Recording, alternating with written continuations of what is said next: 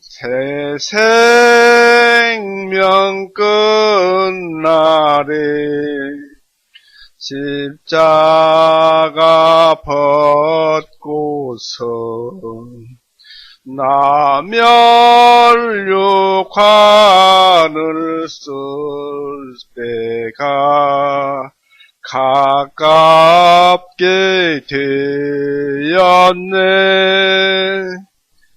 더 가깝고 더 가깝다.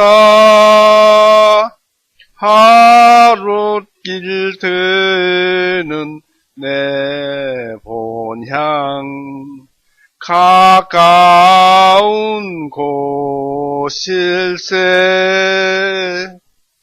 내 길의 원근을 분명히 모르니 내 주여 길 다가도록 나 함께 하소서. 더 가깝고 더 가깝다.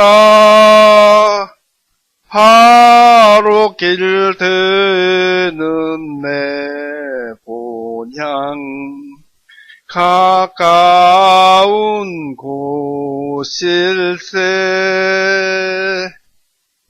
이 4절에 내 길의 원근을 분명히 모르니 했는데 내가 언제 죽을지 모르니 그런 뜻이죠. 참 옛날 분들은 성경 찬송 내용의 그 말을 아주 잘 표현했습니다. 오늘 말씀은요, 로마서 8장 1절에서 28절까지인데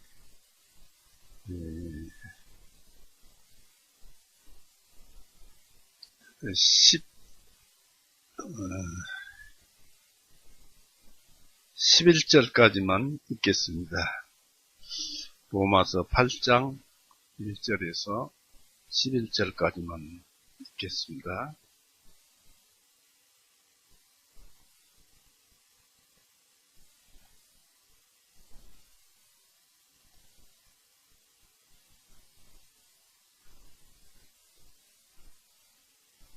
로마서 8장 1절에서 11절 말씀 읽어봅니다. 그러므로 이제 그리스도 예수님 안에 있는 자들에게는 결코 정죄함이 없나니 이들은 육신을 따라 행하지 아니하고 오히려 성령님을 따르느니라. 이는 그리스도 예수님 안에 있는 생명의 성령의 법이 나를 죄와 사망 법에서 자유롭게 하였기 때문이라. 이는 율법이 육신을 통해서는 연약하여 할 수 없었기 때문에 하나님께서는 자신의 아들을 죄 있는 육신의 모양으로 보내시고 또 죄를 인하여 그 육신 안에 죄를 정죄하셨나니 육신을 따라 행하지 아니하고 오히려 성령님을 따라 행하는 우리 안에서 율법의 의가 성취되게 하심이니라. 이는 육신을 따르는 자들은 육신의 일을 생각하고 성령님을 따르는 자는 성령님의 일들을 생각하기 때문이니 육신적인 생각은 사망이요 영적인 생각은 생명과 평안이니라.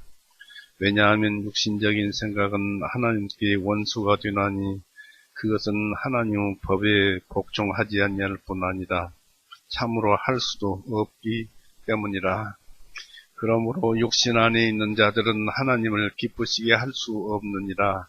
그러나 만일 하나님의 영께서 너희 안에 거하시면 너희가 육신 안에 있지 아니하고 성령님 안에 있나니 이제 만일 누구든지 그리스도의 영이 없으면 그는 그리스도의 사람이 아니니라. 만일 그리스도께서 너희 안에 계시면 몸은 죄로 인하여 죽은 것이나 성령님은 의로 인하여 생명이니라. 그러나 만일 예수님을 죽은 자들로부터 일으켜 세우신 분의 영께서 너희 안에 거하시면 그리스도를 죽은 자들로부터 일으켜 세우신 그분께서 너희 안에 사시는 그분의 영에 의하여 너희 죽을 수밖에 없는 몸들도 일으켜 세우시리라. 같이 기도하시겠습니다. 사랑이 많으신 하나님 아버지, 언제나 우리에게 은혜와 또 사랑을 베풀어 주셔서 오늘 이 자리에 있습니다. 주님의 한없는 그 크신 사랑 때문에 우리가 성경 말씀을 듣고 죄사함을 받아 구원에 이르러서 이제 한 걸음 한 걸음 주님을 향하여 나갑니다. 매일 새롭게 하루하루를 한 걸음 한 걸음 더 깊이 믿음에서 믿음까지 들어가게 하여 주시옵소서. 우리의 삶이 참으로 주님의 원하는 대로 삶을 살아서 주님께 기쁘심이 되고 또 우리는 우리대로 주님을 찬송하는 사람이 되어서 참으로 삶이 알차고 보람되며 이 세상에 왔다 간 그 의미를 충분히 담고 가게 하여 주시옵시고 또 오늘 또 이렇게 모였습니다. 주님의 말씀이 이 속에 있사오니 주님께서만 말씀하여 주시옵고 또 입술을 주장하셔서 주님의 말씀만 하게 하시옵소서. 끝나는 시간까지 주님께서 함께하여 주시옵소서. 감사드리며 예수님의 이름으로 기도 올렸사옵나이다. 아멘. 네, 반갑습니다. 지난주, 저지난주에 로마서 7장과 6장을 말씀드렸습니다. 6장에서 7장까지의 말씀 속에서 사도 바울이 성령으로 충만해서 우리에게 이렇게 기록으로 보여주셔서 무엇을 말씀해 주셨느냐면 예수님께서 골고다에서 사람들의 죄, 그 죄를 짊어지고 하나님께서 정죄하셨지만 짊어지고 골고다에서 피 흘리고 죽으심으로 인해서 창세기에서부터 계시록까지 태어난 사람들, 그 사람들만의 범죄들을 모두 짊어지고 죽으셔서 우리 죄 대신 죄를 용서해 놓으셨습니다. 그래서 그 사실을 누구든지 믿는 자는 그 예수님께서 그렇게 하셨고 하나님께서도 그렇게 말씀하셨지만은 믿으면은 우리가 믿는 것이 아니고 믿으려고 노력을 했을 때 하나님께서 또 믿음을 주셔서 서로가 믿으면은 우리가 예수님과 연합하게 됩니다. 하나님과 연합하게 되지요. 연합하게 되면은 예수님의 그 죽으심이 우리의 죽음이 되고 또 그로 인해서 우리가 예수님의 의에 예수님께서 우리를 의롭다 하시기 위해서 부활하셨다는 말씀대로 우리는 의로워집니다. 그러니까 죄가 없으면 의롭지요.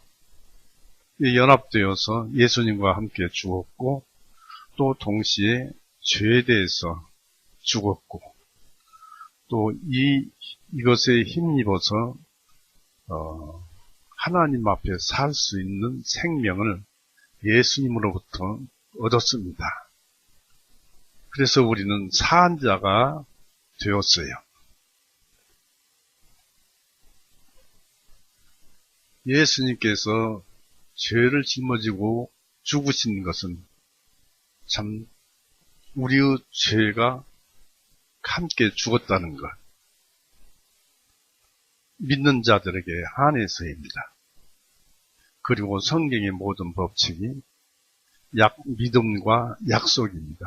약속을 하나님께서 주시면 우리는 그것을 믿는 것입니다. 자, 그런데 우리가 이 믿음으로 말미암아 예수님께서 우리에게 죄에 대해서 죽는 강력한 은혜를 베풀어 주셔서 우리가 죽었다 이것입니다. 그렇다면은 6장 11절에도 보면은 9절을 보시면 그리스도께서 죽은 자들로부터 일어나시어 다시는 죽지 아니하시고 사망이 다시는 주님을 지배하지 못하는 줄을 알기 때문이다. 우리 역시 그렇다는 얘기입니다. 그리고 11절 보십시오.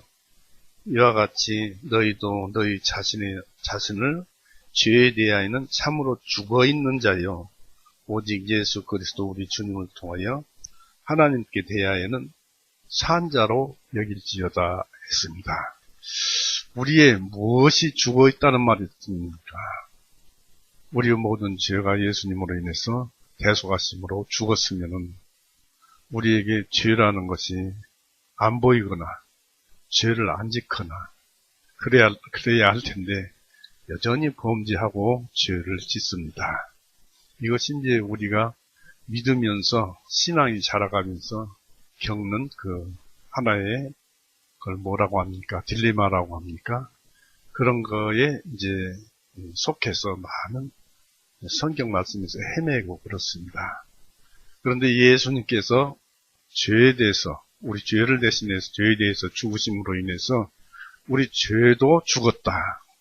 예수님께서 나무 위에 달리실 때 나도 나무 위에 달렸다. 그런데 내가 나무 위에 달린 것이 아니라 내 자아,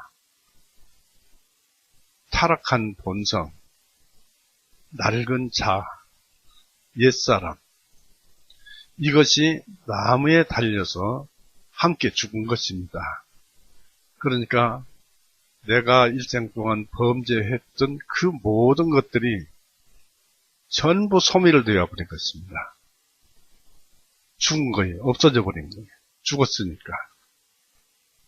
그런데 여기에서 우리가 한 가지 알고 지나가야 할 것이 있는데, 죄는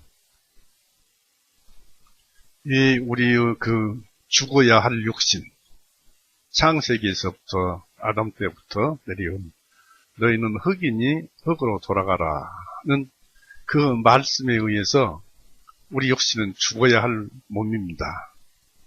그런데 죄가 이 죽어야 할 몸을 가지고 우리에게 범죄를 하게 해서 죄를 짓습니다마는 그보다 더 큰 것은 우리가 육신이 자라가고 세월이 가고 몸이 자라가면서 죄도 자라간다.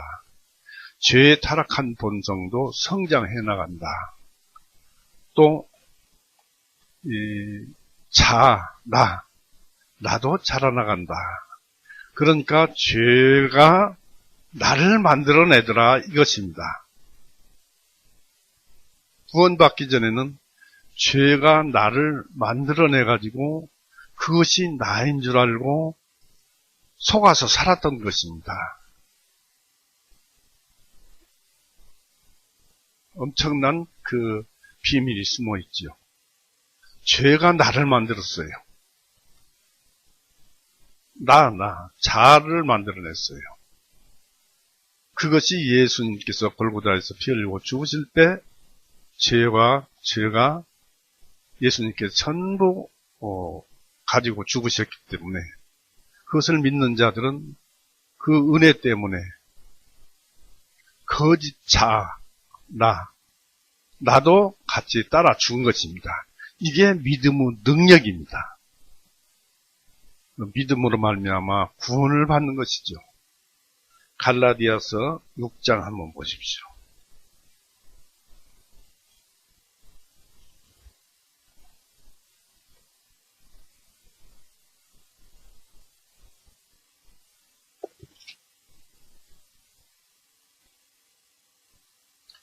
갈라디아서 6장 14절을 보시면은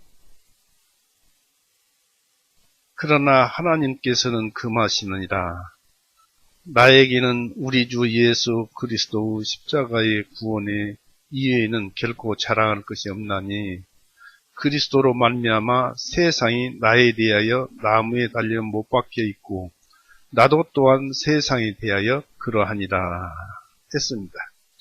예수님으로 말미암아서 세상은 죄를 얘기합니다. 그 세상 죄가 나에 대해서 나무에 못 박혀 있고 예수님이 내 죄를 대신해서 나무에 못 박혀 있고 나도 또한 못 박혀 있다. 나도 죽었다. 이 죄는 이 세상 죄나 나의 죄는 하나라는 뜻이고 예수님께서 골고다에서 피 흘리고 죽으실 때 나 역시 죽었다. 나도 못 박혀서 죽었다.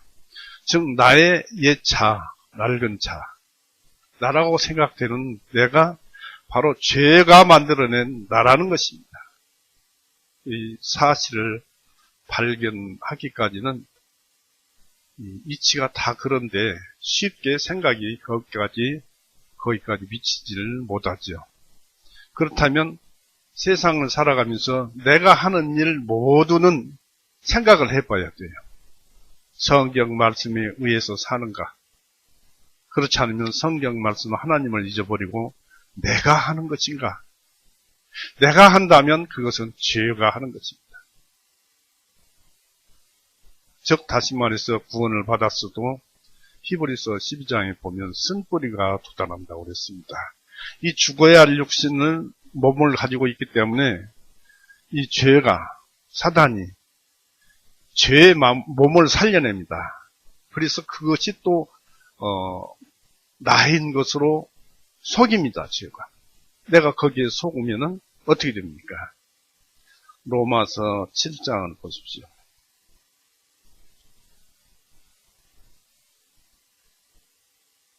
로마서 7장 24절 25절 오라 나는 곤고한 사람이로다. 이 사망의 몸에서 누가 나를 건져내리요.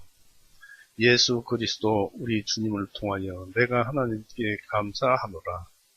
그런즉 내 자신이 마음으로는 하나님의 법을 섬기되 육신으로는 죄의 법을 섬기노라 했습니다. 나는 곤고한 사람이로다. 이 사망의 몸에서 누가 나를 건져내리요. 죽어있는 이 몸에서 벗어나고 싶다는 얘기입니다. 죽어있는 이 몸을 가지고 있기 때문에 쓴뿌리가 도달하고 또 죄가 그것을 이용해서 죽어있는 나, 예수님으로 인해서 죽어있는 나를 되살려내서 나를 범죄케 해서 내가 괴로워하니 라는 뜻입니다. 공고한 사람이라는 얘기입니다. 누가 나를 건져내리요 하면서 25절에 예수 그리스도 우리 주님을 통하여 내가 하나님께 감사하노라. 예수님이 죄를 용서하셨기 때문에 천국은 간다. 지옥은 가지 않는다. 는 얘기입니다. 나의 모든 죄를 용서하셨고 나의 죄가 만들어낸 몸, 또 죄가 만들어낸 나, 이게 죽은 것을 감사한다는 뜻입니다. 그런즉 내 자신이 마음으로는 하나님의 법을 섬기되 했습니다. 우리의 영혼, 우리의 양심은 하나님의 법, 그것이 나타난 것이 율법으로 조금 나타났습니다만은 그러한 법으로 짜여진 것이 우리의 영혼이요 양심인데 그렇기 때문에 끼리끼리 만나면 하나가 되잖아요. 예수님의 율법과 우리의 양심은 서로 선한 것이기 때문에 쉽게 믿을 수 있고 하나가 됩니다. 그래서 하나님의 선한 법을 보면 우리 양심은 좋아서 춤추면서 따라가기 마련입니다. 그래서 우리 주님을 통하여 내가 하나님께 감사하노라. 그런즉 내 자신이 마음으로는 이게 진정한 나입니다. 구원받은 나. 하나님의 법을 섬기고 육신으로는 죄의 법을 섬기노라. 이 죄의 법이 무엇이냐면 정욕, 욕정, 욕심을 얘기합니다. 이 죄의 법이에요. 이 세상에는 세 가지로 나눠져 있죠. 이 세상의 정욕이 세 가지가 있는데 육신의 정욕, 안목의 정욕, 또 이생의 자랑, 이 세 가지가 뭉쳐져서 항상 우리에게 수많은 죄를 범하게 하는데, 이게 죄가 내세운 바로 죄의 법입니다. 죄는 이 세 가지를 가지고 죄를 지켜야 하고 있습니다. 그래서 이 죄의 법은 정욕이다, 욕심이라는 것입니다. 그래서 내가가 하나님을 빠진 내가가 생각이 나서 내가 일을 하는 것은 전부 정욕으로, 세 가지 정욕이 섞어지는 수도 있고 단 한 가지가 작용해서 하는 수도 있고, 그렇게 작용을 해서 죄를 범하는 것입니다. 그래서 참 괴롭다는 것입니다. 그런데 이제 8장 1절에 보면, 그러므로 이제 그리스도 예수님 안에 있는 자들에게는 결코 정죄함이 없나니, 예수님께서 우리의 모든 죄들을 대신해서 짊어지고 가셨고, 또 그거에 대해서 피 흘리고 죽으셨고, 죄에 대해서 죽었기 때문에 우리가 그것을 믿으면은 하나님께서 허락하신 것이, 믿으면 연합이 되는 것, 하나가 되는 것. 그래서 예수님과 함께 나는 죽고 또 죄에 대해서 당연히 죽게 되는 것이죠. 이게 하나님의 법칙이니까, 하나님의 창조 세계에 하나님이 내놓은 법칙이 있고, 법칙 속에는 능력이 따르기 때문에 당연히 우리는 그것이 믿어지면 내 죄가 전부 용서되었고 나는 죽었구나 하는 것을 압니다. 그러나 초신자들은 아직 자기가 죽어 있는 걸 잘 모르죠. 내가 죽어 있어요. 그래서 결코 정죄함이 없나니, 왜냐하면 내 모든 범죄가 예수님께서 죽으실 때 다 죽었기 때문에, 나는 그로 인해서 생명을 얻고 의인이 되었기 때문에 하나님으로부터 결코 너 죄 있다고 정죄함이 없나니, 이들은 육신을 따라 행하지 아니하고, 육신이라고 하면 사도 바울은 7장 18절 보십시오. 로마서 7장 18절에 보면은 여기서 사도 바울이 죄가 나를 만들어낸다는 것을 설명을 하고 있죠. 이는 내 안에, 나라고 생각하는 내 안에, 곧 내 육신 안에는, 이 말씀 속에 내 육신이라는 것은 타락한 본성을 얘기를 합니다. 이 타락한 본성 안에는, 내 안에는 선한 것이 거하지 아니한다 라고 했습니다. 그렇듯이 다시 로마서 8장 1절로 가보면, 이들은 육신을 따라 행하지 아니하고, 즉 죄가 만들어낸 내가 행하지 아니하고 오히려 성령님을 따르느니라 라는 뜻입니다. 2절에는 이는 그리스도 예수님 안에 있는 생명의 성령의 법이 너를 죄와 사망의 법에서 자유롭게 하였기 때문이라. 이 성령의 법은 믿음입니다. 바로 이 구원이라면 죄로부터 구원인데, 그것은 믿음으로써 구원을 받는 것입니다. 그래서 이 성령의 법이 나를 죄와 사망의 법에서 자유롭게 하였기 때문이다.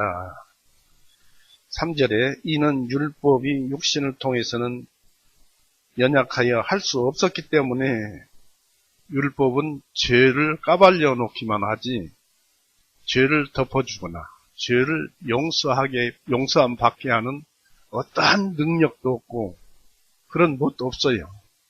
물론 예수님 모형으로 구약시대 때에는 희생예물을 드려서 죄사함을 받는다. 그것은 물론 히브리서에 보니까 몸만 구원을 받더라 그런 얘기지, 영혼은 포함되지 않았습니다. 이 율법은 아무것도 못하는 거예요. 연약하여 할 수 없었기 때문이라. 하나님께서는 자신의 아들을 죄 있는 육신의 모양으로 보내시고, 예수님은 말씀이 태초에 말씀이 계신다니 그 말씀은 하나님과 함께 계셨습니다. 그래서 그 말씀이 하나님이시다는 것입니다. 그런데 그 말씀이 육신이 되어서 이 세상에 오셨지 않습니까? 바로 하나님이 육신이 되어서 예수님으로 오셨는데 예수님은 죄 없이 이 세상에 오셨습니다. 성경 곳곳에 예수님은 죄가 없다고 말씀하십니다. 그렇다면 죄 없는 사람은 절대 죽어서는 안 됩니다. 하나님의 법칙은. 왜 죄가 없는데 왜 죽습니까? 의인.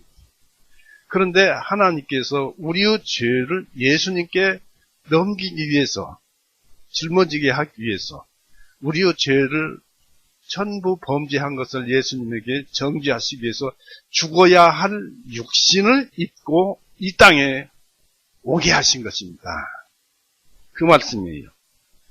아들을 죄 있는 육신, 죽어야 할 육신의 모양, 죽어야 할 육신으로 보내시고 또 그 죄를 인하여 그 육신 안에 죄를 정죄하셨나니 우리 인간들의 범죄한 모든 죄들을 예수님의 몸 안에 정죄를 하셨습니다.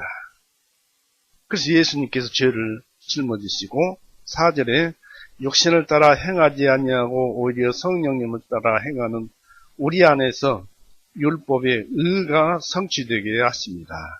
율법의 최종 목적은 의입니다. 의로움입니다. 때문에 예수님께서 피 흘리고 죽으시고 그것을 우리가 믿음으로 인해서 우리가 의롭게 된다. 의인만 천국을 가는 것이지요. 의가 성취되게 하십니다. 천국 가게 하십니다. 5절에 이는 육신을 따르는 자들은 육신의 일을 행하고 즉 타락한 본성, 죄로 만들어진 그 나라는 것, 그 나를 따르는 자들은 육신의 일들을 생각하고 성령님을 따르는 거듭난 자들은 성령님을 따르는 자들은 성령님의 일들을 생각하기 때문이지 육신적인 생각은 사망이요 영적인 생각은 생명과 평안이다. 그렇습니다. 하나님이 빠지고 우리가 행하는 일은 전부 수고와 슬픔밖에 없습니다. 고통스러운 것밖에 없어요. 그러나 하나님 안에서 행하는 것은 항상 마음이 평안합니다. 그리고 그것은 생명이에요. 7절에 왜냐하면 육신적인 생각은 하나님께 원수가 되나니 그것은 하나님의 법에 복종하지 아니할 뿐 아니라 참으로 할 수도 없기 때문이라. 사단이 하나님께 절대 복종하지 않듯이 의와 죄는 결합이 안 됩니다. 연합이 안 됩니다. 양립할 수가 없어요. 그렇기 때문에 하나님의 법에 복종할 수가 없다고 말씀을 합니다. 8절 보십시오. 그러므로 육신 안에 있는 자들은 하나님을 기쁘시게 할 수 없나니 타락한 본성 안에 있는 자, 죄가 만들어낸 죄의 몸에 있는 자들, 나라고 생각하는 그런 속에 있는 자들은 하나님을 기쁘시게 할 수 없나니 그러나 만일 하나님의 영께서 너희 안에 거하시면은 믿음을 받았으면 성령님이 그 안에 계시니까 갈라디아서 3장 한번 보실까요? 믿는 자들은 성령을 받았다고 합니다. 성령이 있다고 합니다.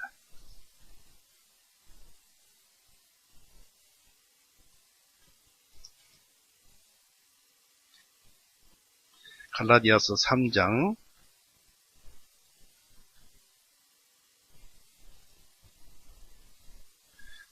2절 보십시오.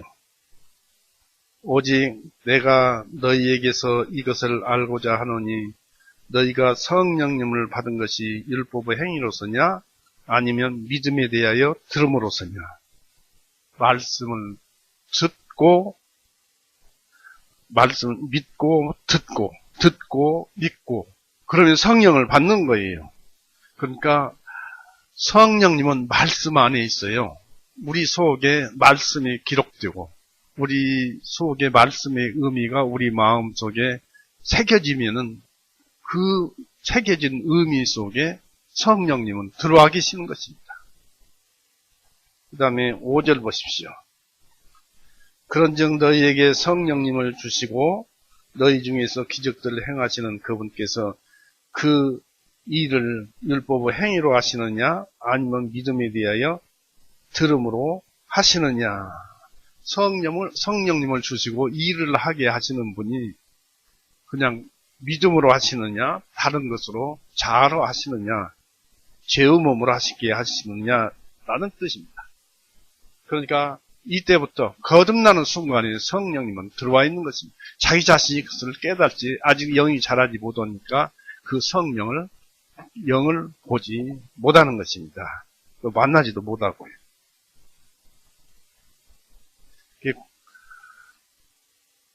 9절 읽었죠? 그러나 만일 하나님의 영께서 너희 안에 거하시면 너희가 육신 안에 있지 아니하고 성령님 안에 있나니 이제 만일 누구든지 그리스도의 영이 없으면 그는 그리스도의 사람이 아니니라 했습니다. 만일 그리스도께서 너희 안에 계시면은 몸은 죄로 인하여 죽은 것이나 성령은 의로, 여기 성령님은 했는데 우리의 영입니다. 우리의 영. 이제 우리의 영, 거듭난 우리의 영 안에는 성령님이 항상 함께 하시죠. 만일 그리스도께서 너희 안에 계시니까 몸은 죄로 인하여 죽은 것이나 너희 영은 의로 인하여 생명이니라 라는 뜻입니다. 그렇습니다. 예수님의 영을 가진 자, 영원한 생명을 가지고 있는 것입니다. 11절 보십시오. 그러나 만일 예수님을 죽은 자들로부터 일으켜 세우신 분의 영께서 너희 안에 거하시면 그리스도를 죽은 자들로부터 일으켜 세우신 그분께서 너희 안에 사시는 그분의 영에 의하여 너희 죽을 수밖에 없는 몸들도 일으켜 세우시리라 했습니다.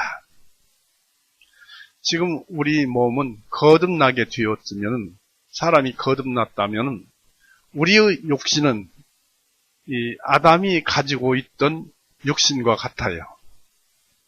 즉 다시 말해서 이 죄는 없지만은 우리 영혼이 지배를 해야, 죄는 없지만 창조 때 에덴 동산에서 하나님으로부터 너희는 흙으로 돌아가라는 그 말씀의 법이 존재하고 있고 그것이 집행되고 있고, 그러나 다만 그 몸이 예수님께서 죽어야 할 몸으로 이 세상에 오셨듯이 그 몸도 죽어야 할 몸을 거듭난 자는 입고 있는 것입니다. 때문에 거듭난 자는 그 몸을 이용을 해서, 활용을 해서 하나님께 산지사를 드리는 것입니다. 그래서 너희 죽을 수밖에 없는 몸들도 일으켜 세우리라, 그런 몸을 마지막 때 예수님께서 재림하시면은 그때 부활시키리라는 얘기입니다. 하나님께서 오셔서 거듭난 영과 죽어있던 그 육신을 불러서 변화시켜서 결합해서 천국으로 이끌어 가시는 것입니다. 그러면서 몸들도 일으켜 세우시리라. 그래서 그러므로 형제들아, 우리가 빚진 자들이나 육신에게 빚진 것이 아니니 육신을 따라 살 것이 아니니라. 그러니까 죄가 만들어낸 나의 명령을 듣고 살지 말라는 얘기입니다. 내가 할게. 이거 전부 죄가 만들어낸 나이고 죄가 만들어낸 몸이고 죄의 사람입니다. 지금까지 속고 사는 거예요. 13절에 이는 만일 너희가 육신을 따라 살면 죽을 것이나 만일 너희가 타락한 본성을 따라 살면 죽을 것이나 만일 너희가 성령님을 통하여 몸의 행실들을 억제하면은 이 죄가 몸을 이용합니다. 아까 죄의 법이 뭐라고 그랬죠? 정욕이라고 그랬죠.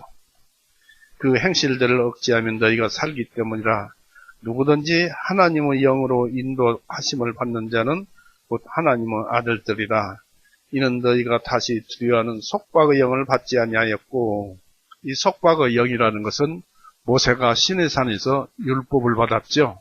그 율법이 이스라엘 백성을 꽉 묶었어요. 죄짓지 말라고 율법이 무엇하면 죽는다, 무엇을 하면 어쩐다, 이런 그 율법이 속박의 영입니다. 하지 말라 그런 것입니다. 이 속박의 영이에요. 그 속박의 영을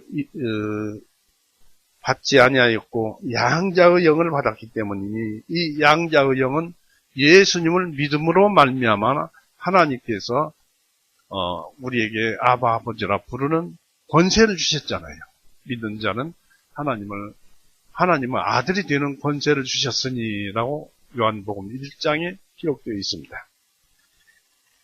이로써 우리가 아바 아버지라 부르느니라. 그 영에 의해서, 그 믿음이 참 대단한 능력을 가지고 있습니다. 16절에 성령님께서 친히 우리의 영과 더불어 우리가 하나님의 자녀인 것을 증언하시나니, 그렇습니다. 내가 거듭난 것은 내가 증언하지만 나와 동시에 성령님이 또 증언하는 거예요. 17절에 만일 자녀이면 또한 상속자들, 곧 하나님의 상속자들이요 그리스도와 함께한 공동 상속자들이니 그랬습니다.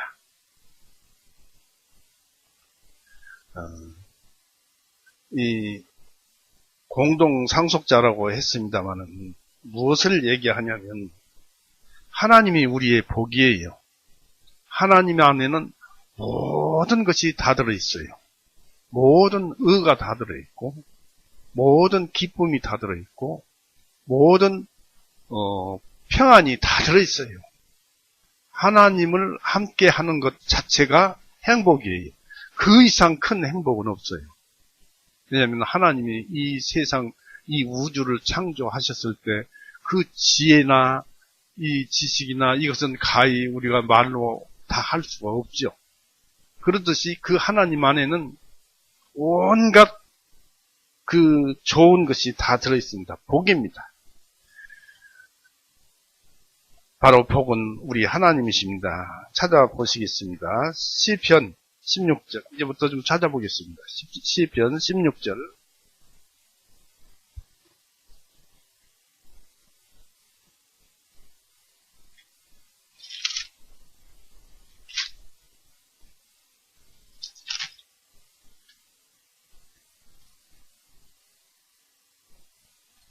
(16절) 5절. 주님은 나의 상속 유업과 나의 자네 몫이시오니 주님께서 나의 몫을 지키시나이다. 주님은 내가 이 세상에 사는 것을 전부 보관하고 계십니다. 하나님은 나의 몫입니다. 그리고 마지막 날에 우리를 받아주시는 분으로서 계시록 21장 3절을 보십시오. 3절에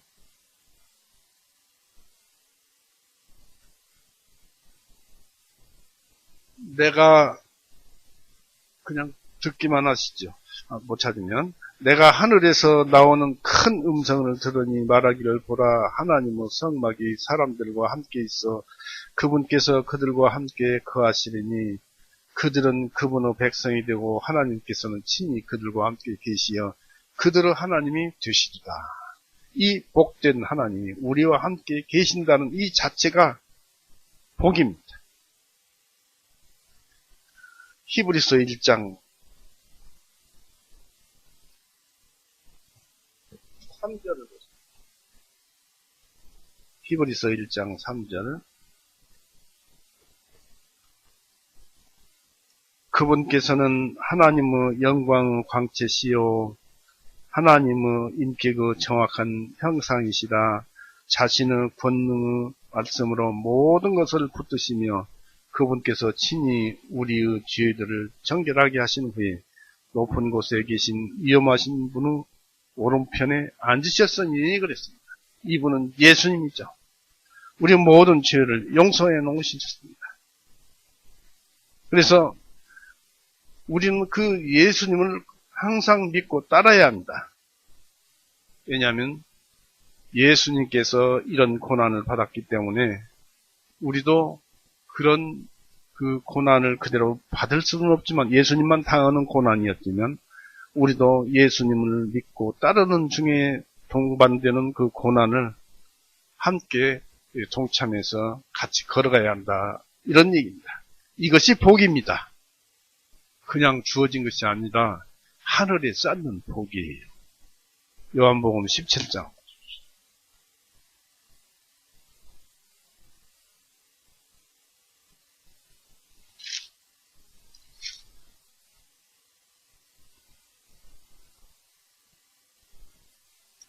(20) 4절에서 봅니다. 아버지여, 내가 아버지께 원하옵는 것은 아버지께서 내게 주신 그들도 내가 있는 곳에 나와 함께 있게 하시어 아버지께서 내게 주신 나의 영광을 보게 하옵소서. 이는 아버지께서는 세상의 기초가 놓이기 전에 나를 사랑하셨나이다. 오 우러우신 아버지여, 세상은 아버지를 알지 못하였으나 나는 아버지를 알았사옵고 이들도 나를 아버지께 보내주신 줄을 알았사옵나이다. 내가 그들에게 아버지의 이름을 알게 하였고 또 알려줄 것은 아버지께서 나를 사랑하신 그 사랑이 그들 안에 있고 나는 그들 안에 있게 하려 합니다 하시니라. 바로 이 예수님의 말씀을 듣고 행하게 되면 예수님의 사랑을 알게 됩니다. 우리가 지금 우리가 남을 사랑한다. 또 하나님이 우리를 사랑하신다. 이 사랑의 정의를 어떻게 내립니까? 사랑은 무엇입니까? 흔히들 사랑은 움직이는 동사, 말 자체가 움직이는 동사다, 살아서 움직인다, 여러 설이 있습니다만은 사랑은 무엇이냐면 남이 나를 감사하게 하는 것이 사랑입니다. 타인들이 나를 감사하게 하는 것이 사랑이에요. 내가 자비와 희생과 은혜를 베풀 때 상대가 감사함을 느끼죠. 그것이 사랑이에요. 예수님께서 나무에 달리셔서 피 흘리고 죽으심은 무엇입니까? 우리를 사랑하셔서 우리의 죄를 용서해 놓으시려고 그러신 거 아닙니까? 그래서 용서해 놓으셨죠. 이것이 사랑이고 우리는 그것을 알고 믿고 받아서 어떻습니까? 감사하죠. 그러듯이 사랑이라는 것은 타인을 감사하게 하는 것이다는 것입니다. 그래서 여기서 알다시피 예수님께서 내가 그들에게 아버지의 이름을 알게 하였고 또 알려줄 것은 아버지께서 나를 사랑하신 그 사랑이 그들 안에 있고 나도 그들 안에 있게 하려 합니다.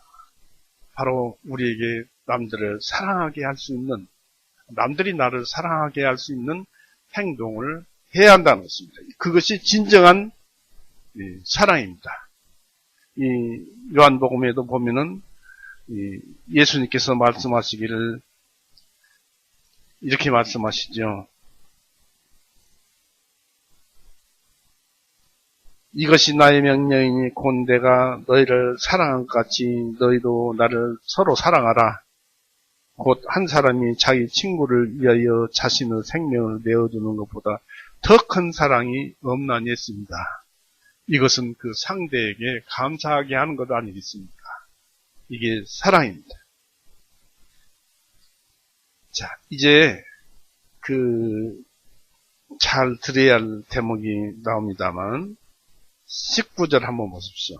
로마서 8, 시간이 어찌 될지 미리부터 걱정이 됩니다만은 로마서 8장 19절 여기 보니까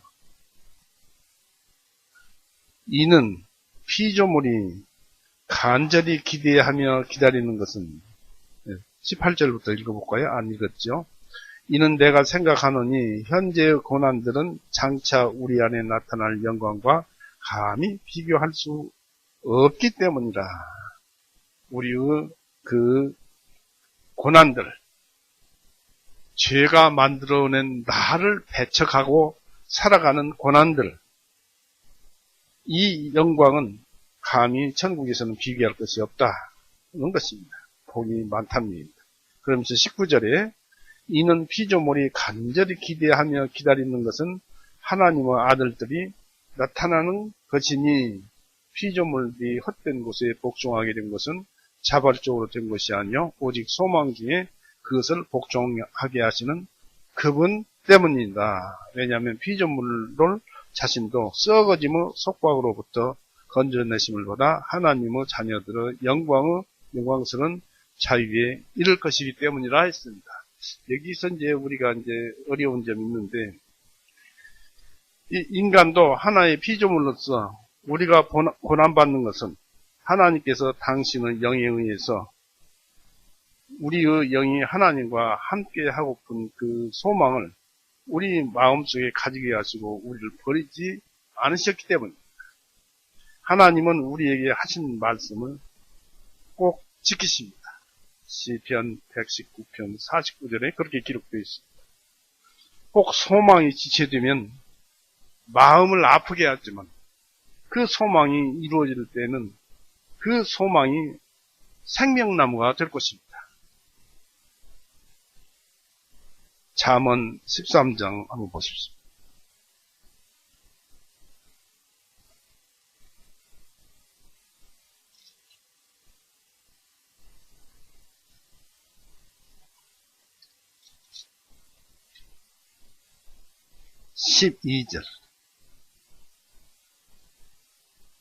잠언 13장 12절 늦게 이루어진 소망은 마음을 병들게 하거니와 소원이 이루어지면 그것은 한 생명의 나무이니라 했습니다.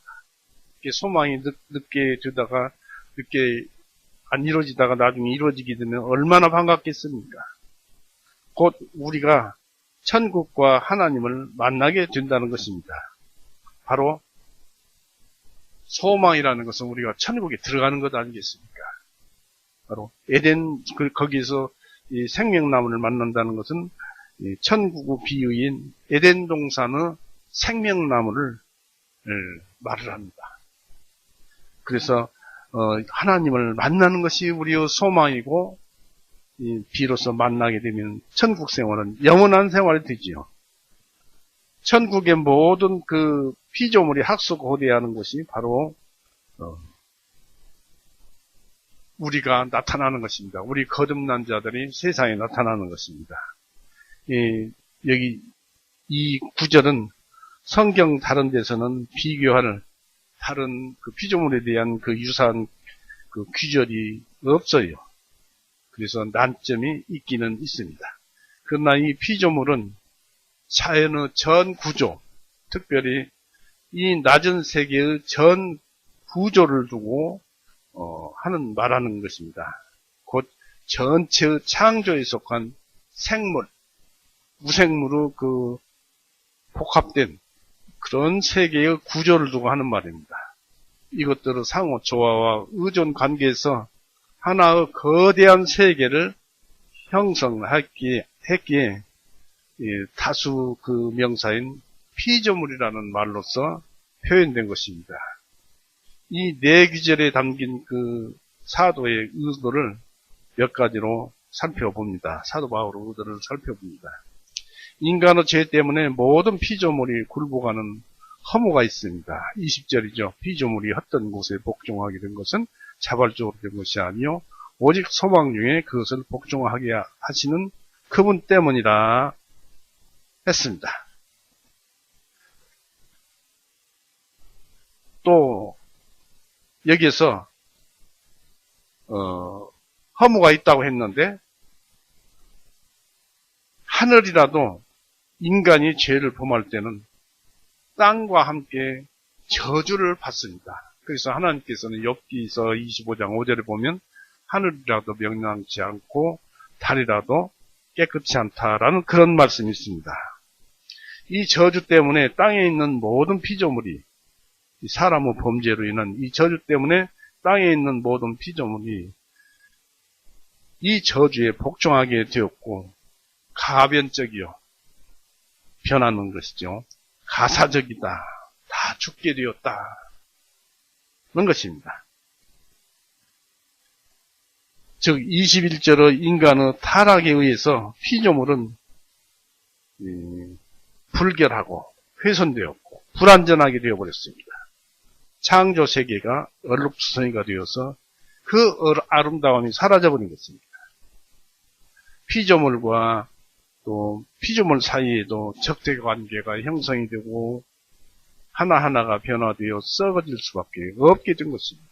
하나님의 심판의 회초리를 면할 길이 없게 되었습니다. 온 세상이 그 안에 있는 모든 피조물과 함께 죽게 됨으로써 허무 그 자체의 피조물들이 굴복한 것입니다. 온갖 피조물이 이 불에 의한 전면적인 파멸로 달려가고 있습니다. 여기서 피조물들이 인간들에 의해서 죄의 도구로 오용되고 있다는 점이 바로 피조물들의 허무성입니다. 하나님에 대한 불명예를 가져옵니다. 특히 피조물이 인간의 욕정, 바로 죄의 법을, 그 죄의 법의 먹이와 불시, 그런 노릇을 할 때가 바로 허무에 굴복하는 것입니다. 이것이 일반 피조물 스스로 뜻은 아니었습니다. 22절에서는 피조물들이 탄식하면서 고통 중에 산고를 치르고 있다고 하였습니다. 죄는 전 피조물의 짐입니다. 우상에 지쳐있는 짐승들에게도 짐이었습니다.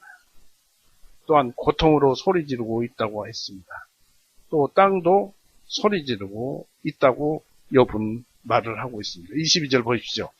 이는 모든 창조물이 이제까지 함께 탄식하며 고통 중에 산고를 지르는 줄을 우리가 알기 때문이니 했는데 욥기 31장 38절 보십시오.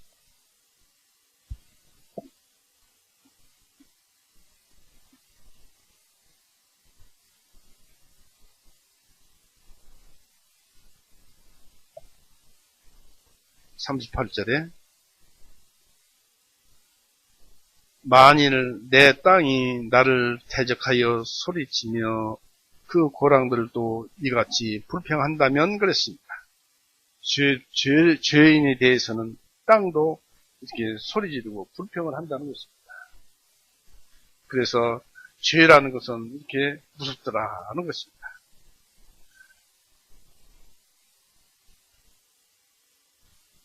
여기서 썩어짐의 속박으로부터 건져내심 받기를 원한다는 것이 21절에 기록되어 있죠. 이 하나님의 아들들이 나타날 때 이날은 세계가 새롭게 되는 것입니다. 새 하늘이 서면 새 땅도 생길 것입니다. 새 하늘 새 땅 많이 들어봤죠? 베드로후서 3장 보십시오.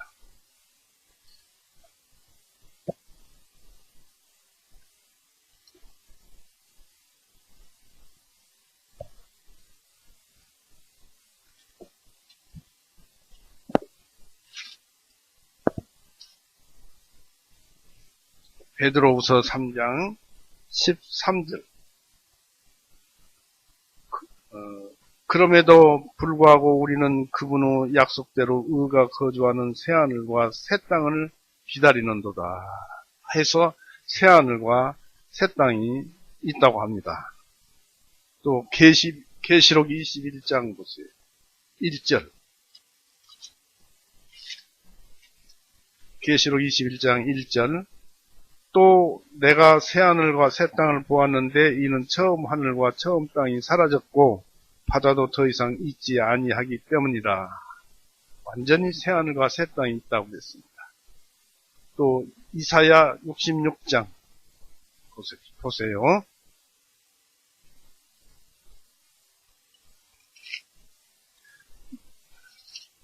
이사야 66장 22절.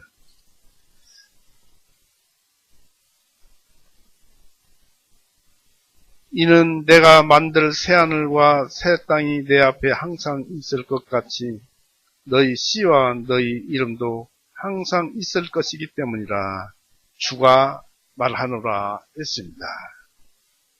또 65장 이사야 65장 17절에도 보라 내가 새하늘과 새 땅을 창조하나니 이전 것이 기억되거나 마음에 떠오르지 아니하리라 했습니다.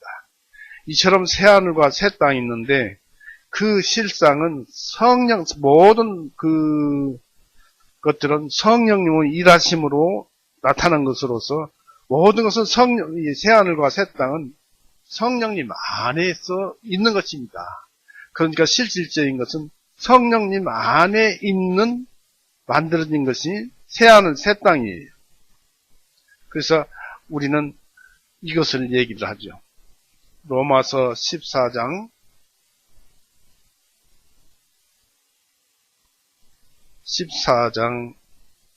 17절을 보십시오.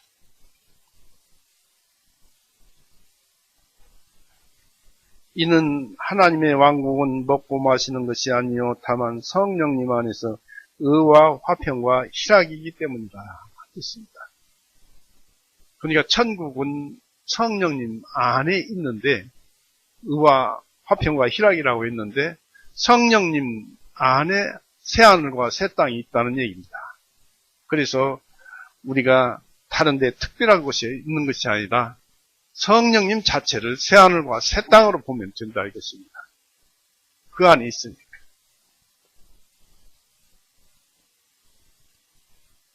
그래서 우리는 이런 것에 대해서 흔들려서는 안 될 것이고 또 남들이 새하늘 새 땅을 얘기할 때 거기에 휩쓸리면 안 되겠습니다. 우리가 천국에 들어가면 동시에 모든 피조물에게 적합한 영광이 수여될 것입니다. 여기서 짐승들의 혼이 어떻게 될 것인가에 대해서는 아무도 모릅니다. 그러나 성경을 보면은 짐승도 새 땅에 알맞도록 회복이 있을 것으로 보입니다. 모든 것을 영화롭게 된 성도들에게 그런 것들을 주실 것이고 또 아담이 순수한 상태일 때 그랬듯이 피조물은 여러모로 쓰임을 받아서 인간에게 기쁨을 가져올 것이라는 것을 예상할 수가 있습니다. 피조물이 하나님의 지혜, 능력 그리고 선하심을 드러내 보여주는 것이라면 그것으로 족합니다. 그래서 하늘이여 여호와 안에서 즐거이 노래하라 저가 임하시리라 고 시편 96편 한번 보십시오. 11절에 그렇게 기록되어 있습니다.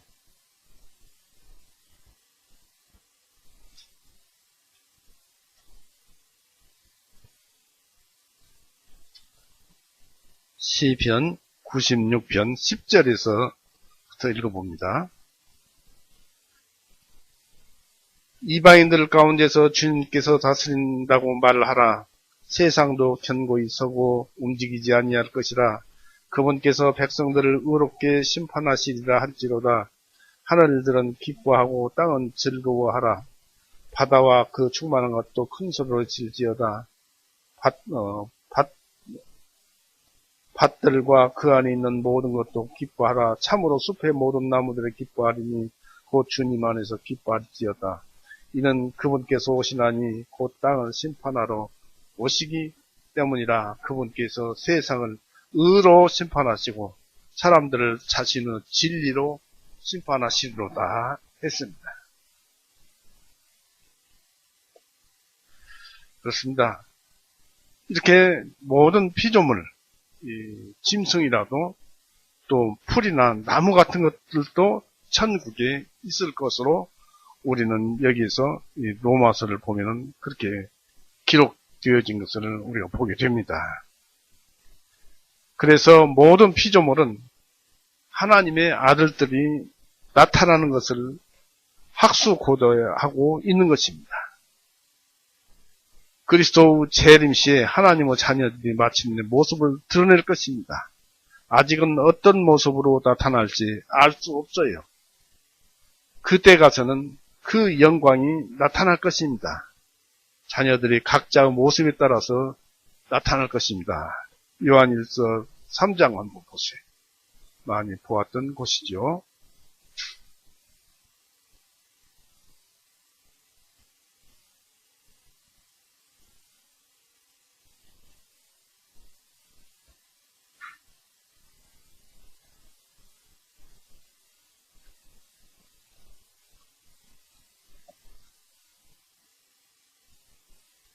요한일서 3장 2절에 사랑하는 자들아 이제 우리는 하나님 아들들이라 장차 우리가 어떻게 될지는 아직 나타나지 아니하나 주님께서 나타나실 때에는 우리가 그분과 같게 될 줄을 아나니 이는 우리가 그분을 계신 그대로 볼 것이기 때문이라.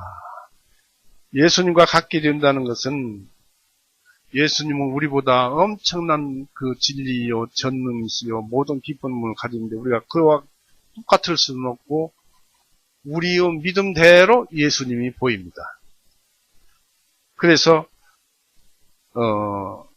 그분 계신 그대로 볼 것이기 때문에 우리가 믿어진 대로 그분을 보신다. 그분을 본다는 얘기입니다. 그래서 고린도전서 13장 보세요.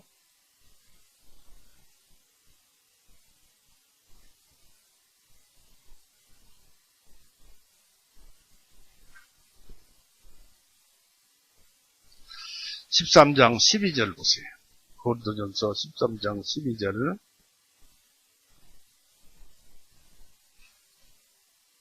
지금은 우리가 거울을 통하여 희미하게 보나 그때에는 얼굴을 마주할 것이요. 지금은 내가 부분적으로 아나 그때는 내가 알려진 것 같이 나도 알게 되리라. 내가 예수님께 알려진 만큼 나도 예수님을 알게 된다는 말씀이 여기에 기록되어 있는 것입니다. 그래서 마찬가지로 그 피조물들도 인간과 함께 인간 때문에 구원을 받아서 저주와 더러움이 사라지고 모두 깨끗해질 것입니다. 이로써 인간이 피조물과 그 자연에 친절해야 좋을 이유가 된다는 것입니다. 새로운 피조물인 성도들인 우리는 첫 열매를 소유하고 있습니다. 23절, 25절 로마서 8장 23절, 25절까지 읽어보겠습니다.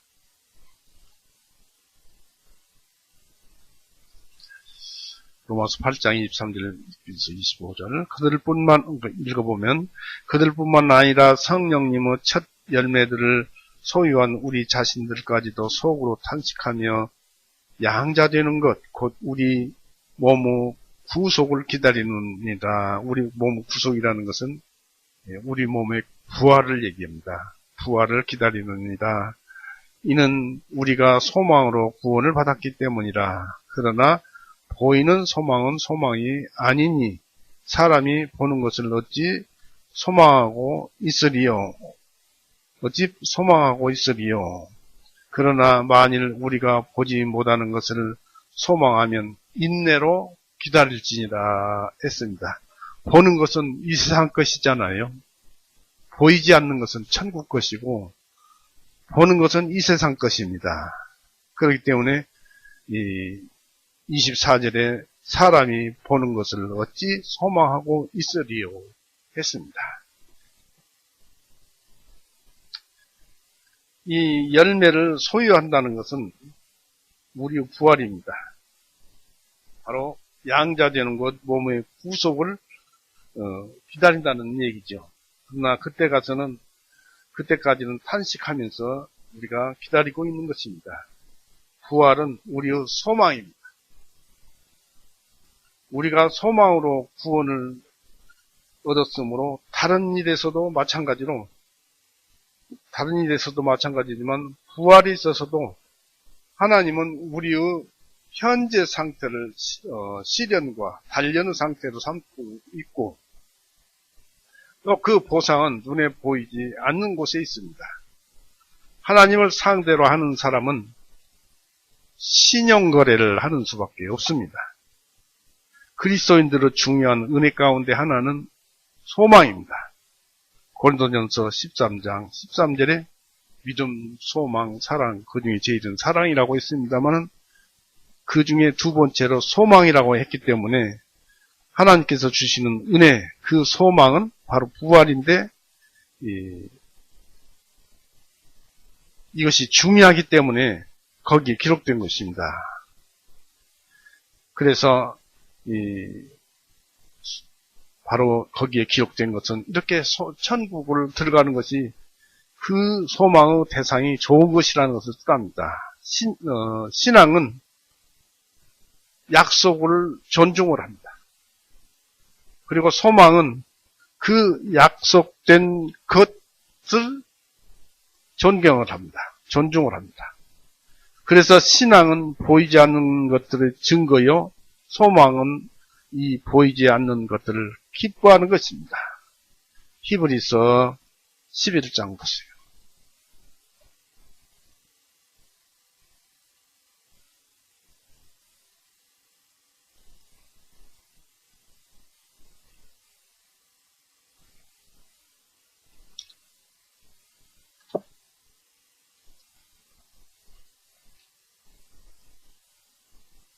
히브리서 11장 1절 보세요. 이제 믿음은 바라는 것들에 대한 실상이요 보이지 아니하는 것들에 대한 증거이니 그랬습니다. 그 믿음이 이렇게 대단한 것입니다. 믿음은 소망의 모체입니다. 우리는 이런 것들을 인내로 기다리고 있으라고 성경은 말을 하고 있습니다.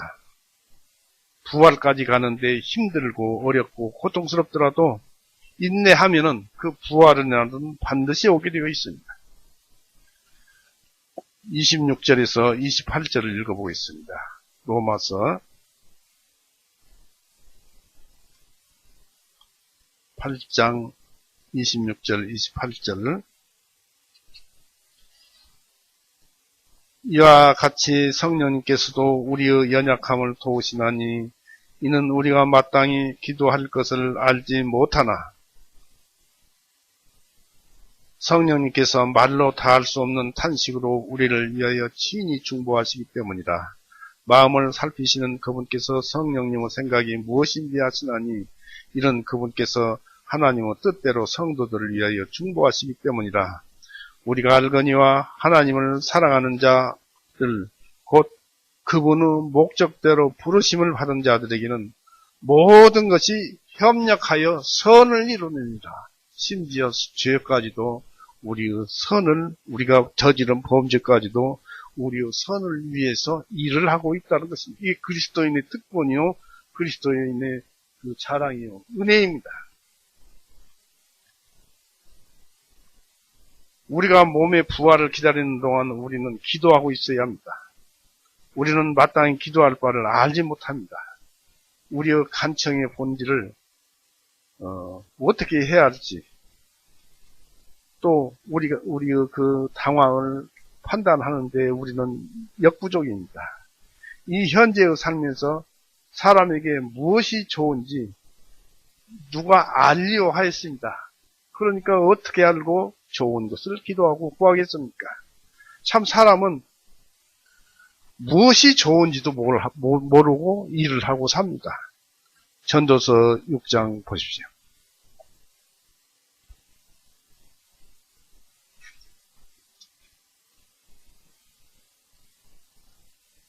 전도서 6장 12절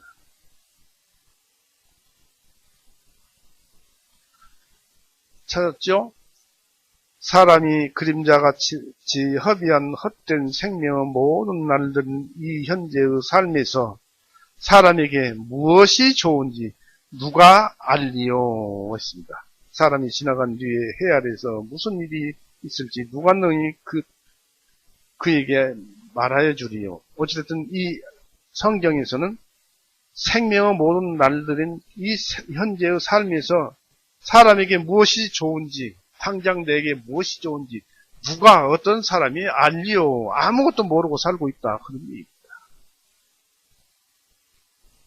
거듭난 우리들도 아무것도 잘 모르고 기도하고 구하고 모르고 살고 있습니다. 오직 하나님 말씀대로만 사는 수밖에 없는 것입니다. 성경 말씀이 그렇게 기록되어 있습니다. 그래서 우리가 살아온 과거를 살펴보면은 전부 아무것도 모르고 지금까지 살아온 것입니다.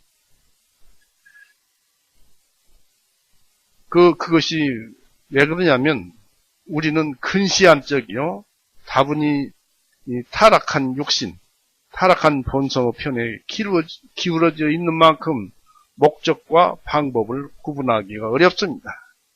예수님께서도 너희 구하는 것을 너희가 알지 못하는도다 하였습니다. 마태복음에 그렇게 기록되어 있습니다. 20장 21절 22절. 우리는 과일이 있기 전에 먹지 못할 것을 달라고 떼쓰는 어린애와 같이 어리석습니다. 그 비유가 누가복음 9장 54절 55절에 기록되어 있습니다. 참으로 우리는 어떻게 기도해야 할지 잘 모르고 있습니다. 좋은 일을 행한 것으로 족한 것이 아니라 어떻게 하면 그 좋은 일을 더 좋게 또 질서정연하게 하느냐가 중요합니다. 여기에서 우리는 가끔 당황하는 수가 많습니다. 은혜가 약하고 애정이 메마르며 생각은 중구난방일 때에 마음이 기도하는 것을 보기가 그리 쉽지 않습니다. 우리 마음이 쉽게 어떻게 기도해야 할지 떠오르지 않는 것입니다. 다윗 같은 사람도 이렇게 말을 합니다. 기도를 이렇게 했어요. 사무엘하 7장 한번 보십시오.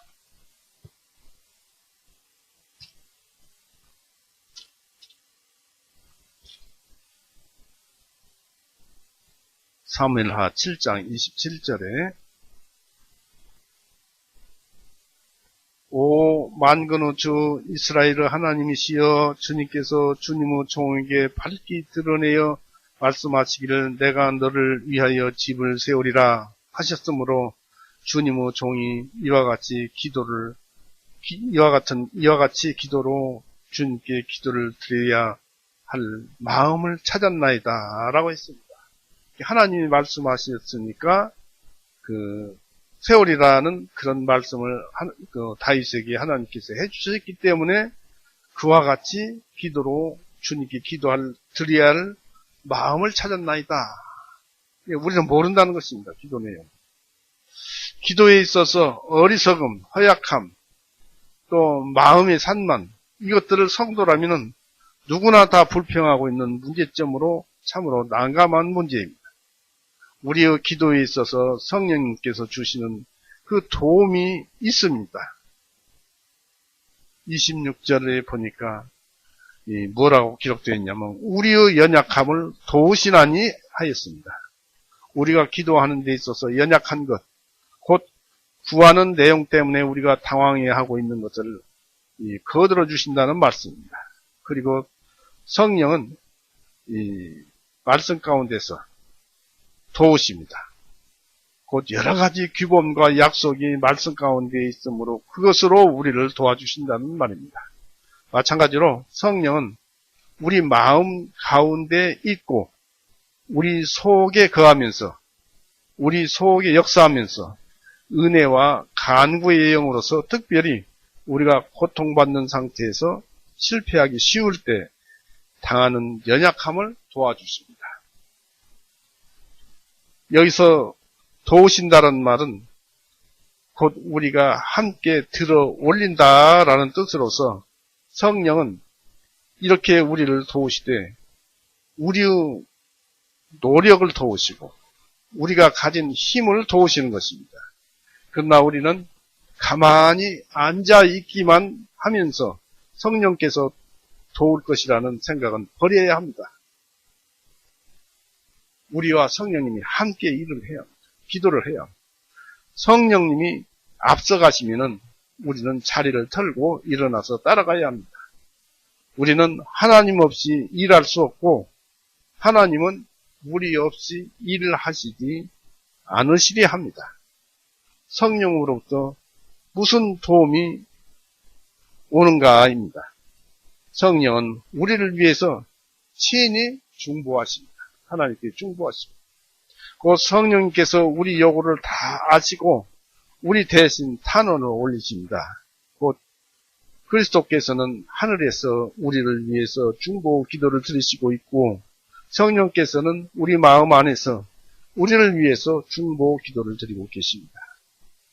기도하는 남은 자, 곧 구원받지 못한 자에게 얼마나 은혜로운 대책을 강구하는가를 우리는 생각해 봐야 할 것입니다. 요한복음 한번 보십시오. 6장. 그들이 하나님 앞에 나와야 모든 복을 받게 되어 있습니다. 바로 하나님을 만나는 것입니다. 바로 복이라는 것은 무엇입니까? 하나님을 상속으로 받는 것입니다. 요한복음 6장 44절을 보십시오.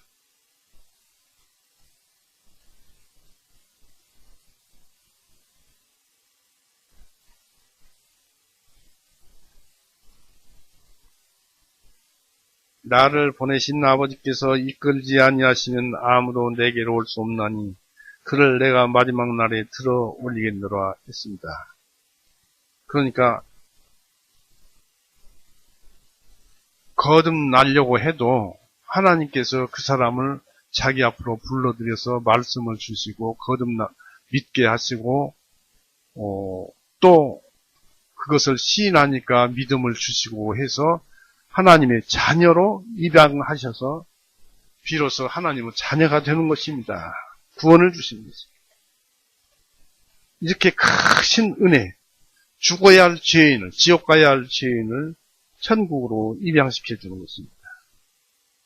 계모하는 영으로서 이 성령은 무엇을 위해서 기도할 것인가를 가르쳐주고 성화의 영으로는 기도하는 은혜를 위해서 일하시고 성화를 불러일으켜 주시며 위로의 영으로는 우리의 공포를 달래시고 모든 좌절에서 건져내 주시는 것입니다. 성령님은 하나님을 향한 우리의 모든 바람과 우리의 호흡의 원천이십니다. 우리가 숨쉬는 것, 마음으로 기도하는 것, 이 모든 것이 바로 성령님에 의해서 일어나는 것들입니다. 일어나는 일들. 성령님의 중보의 기도의 특성은 말할 수 없는 탄식으로 한다고 했습니다.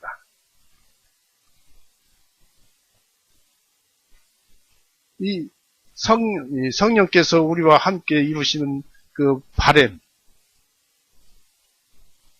소망의 강도와 정도가 어느 정도인지 짐작이 갑니다. 왜냐하면 탄식할 정도로 말할 수 없는 탄식으로 우리를 위해서 기도하기 때문에 그렇습니다. 우리가 한마디 말을 내뱉지 않는 곳에서라도 성령 안에서 나도 모르게 내 마음이 기도하는 수가 있습니다. 모세가 그랬고 한나가 그랬습니다. 나도 모르게 하나님께 기도를 합니다. 출애굽기 14장 한번 보세요.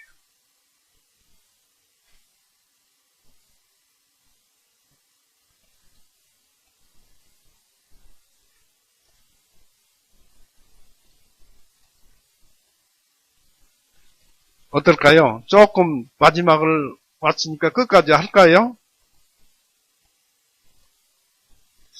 출애굽기 14장 11절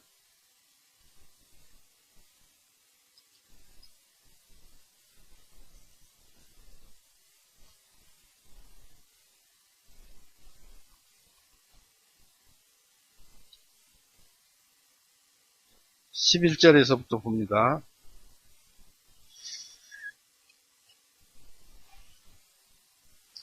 그들이 모세에게 말하기를 이집트에서 무덤들이 없었기에 당신이 우리를 이끌어내어 광야에서 죽게 하렸느냐?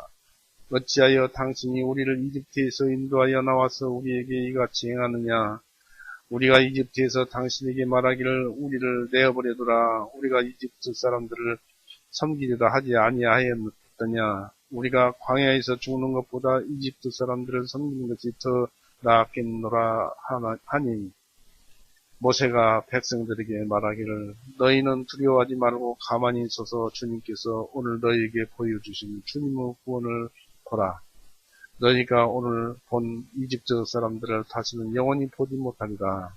주님께서 너희를 위하여 싸우시니 너희는 조용히 있을지니라.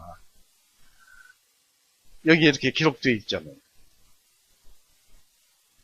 또 15절에 주님께서 모세에게 말씀하시기를 너는 어찌하여 내게 부르짖느냐 이스라엘 자손에게 말하여 앞으로 나아가게 하고 있습니다. 여기에서 이 백성들이 이집트에서 애굽에서 살 때는 얼마나 좋았었느냐, 근데 되돌아가는 것이 좋지 않겠느냐 했을 때 모세의 속이 탔습니다. 모세의 속이 타가지고 말 없이 하나님께 기도를 드렸습니다. 그러니까 이 15절에 주님께서 모세에게 말씀하시기를 너는 어찌하여 내게 부르짖느냐.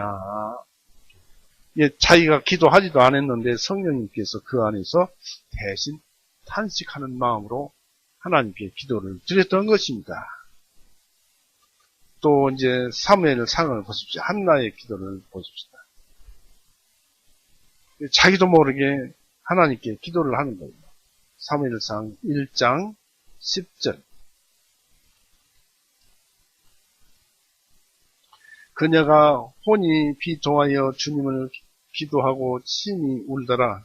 그녀가 서원하여 말씀드리기를 오 만군의 주님이시여 만일 주님께서 진실로 주님의 여종이 고통을 보시고 저를 기억하시며 주님의 여종을 잊지 마시어 주님의 여종에게 한 남자아이를 주시면 내가 그의 생명을 모든 날 동안 그를 주님께 드리고 그 머리 위에 삭도를 대지 아니하겠나이다 하니라. 그녀가 주님 앞에 꾸준히 기도할 때 엘리가 그녀를 주목하니 이제 한나가 마음속에 말하여 오직 그녀의 입술만 움직이고 소리는 들리지 아니하므로 엘리는 그녀가 술에 취한 줄로 생각합니다. 그래서 속으로 그렇게 자기도 모르게 하나님께 기도를 올린 것입니다. 그래서 태어난 자가 사무엘 아닙니까? 이와 같이 우리 대신 우리도 모르는 사이에 기도를 하게 하시는 분도 성령. 우리의 기도는 웅변과 열변이 아니라 믿음과 열정의 기도여야 합니다. 말할 수 없는 그 영혼은 시험과 고통의 뒤범벅 속에서 갈피를 잡지 못하고 무엇을 어떻게 기도해야 할지 알지 못하는 것입니다. 누가 어떻게 기도해야 할지 알 것이냐고 전도서 6장 12절에 읽어봤죠. 여기에 말할 수 없는 그 탄식으로 대언의 기도를 듣는 성령이 등장하는 것입니다. 우리는 그저 하나님 아버지, 아바 아버지 하는 정도에 그치고 나머지를 성령님께 맡겨버릴 때 성령님의 기도는 시작되는 것입니다. 성령님은 또 그런 기도 내용을 우리 마음속에 넣어주시고 그렇게 기도하시는 것입니다. 사람이 마음으로 생각하고 그 입에 대답은 하나님께로서 난다고 잠언서 16장 1절에 기록되어 있죠. 그처럼 우리 마음에 성령님께서 기도할 내용을 미리 넣어주시고 기억해 기도하시고 이 성령은 하나님의 뜻대로 중보기도를 하십니다. 27절 한번 보십시오. 로마서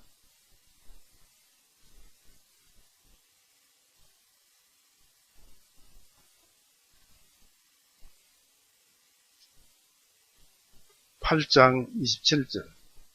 마음을 살피시는 그분께서 성령님의 생각이 무엇인지 아시나니 이는 그분께서 하나님의 뜻대로 성도들을 위하여 중보하시기 때문이라 했습니다. 이 마음속 성령은 우리 마음속의 성령은 말씀 속에 성령을 거스르는 법이 없습니다. 하나님의 뜻을 거스르는 바람이 성령에게서 나올 수가 없습니다. 우리 속에서 일하시는 성령님은 더더욱 우리의 뜻을 하나님의 뜻에 맞도록 아주 녹여서 용해시켜 기도해 주십니다. 예수님은 말씀하시기를, 기도하시기를 나의 원대로 마옵시고 아버지의 원대로 하옵소서 하였습니다. 이 대언의 기도는 성공하도록 되어 있습니다. 마음을 살피시는 우리 속의 성령이 말씀 속의 성령의 생각을 아신다고 했습니다. 27절 보십시오. 마음을 살피시는 그분께서, 이 성령께서, 마음을 살피시는 그분께서, 성령님께서 성령님의 생각이 무엇인지 아시나니 이는 그 성령님께서 하나님의 뜻대로 성도들을 중보하시기 때문이라 했습니다.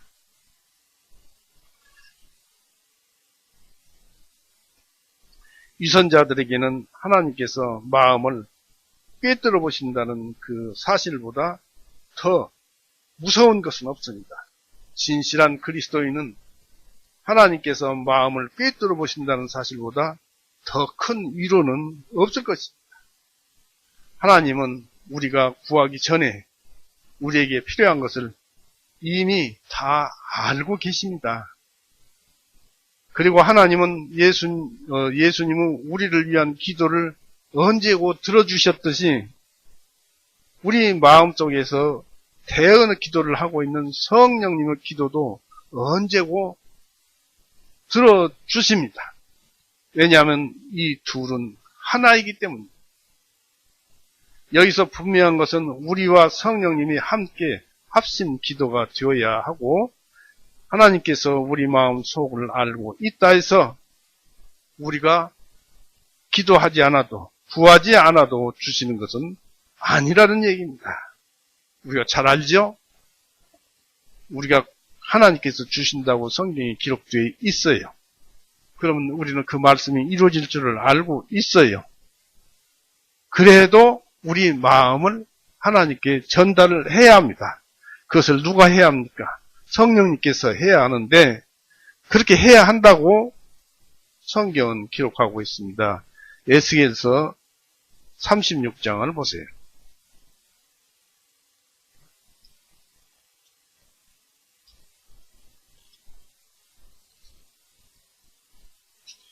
(36장) 36절 37절 그때 너희 주위에 남아있던 이방인들이 나 주가 그 파괴된 곳들을 세우고 황폐한 곳을 씻는 줄을 알게 되리라. 나 주가 그것을 말하였나니 내가 그것을 행하리라 했습니다. 그런데 37절에 주 하나님이 이같이 말하노라.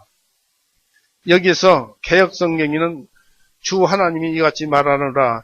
그래도 라는 말이 있어요. 그런데 킹제임스에는 없는데 주 하나님이 이같이 말하노라. 주신다고 했지만 행하리라고 했지만 주 하나님이 이같이 말하노라.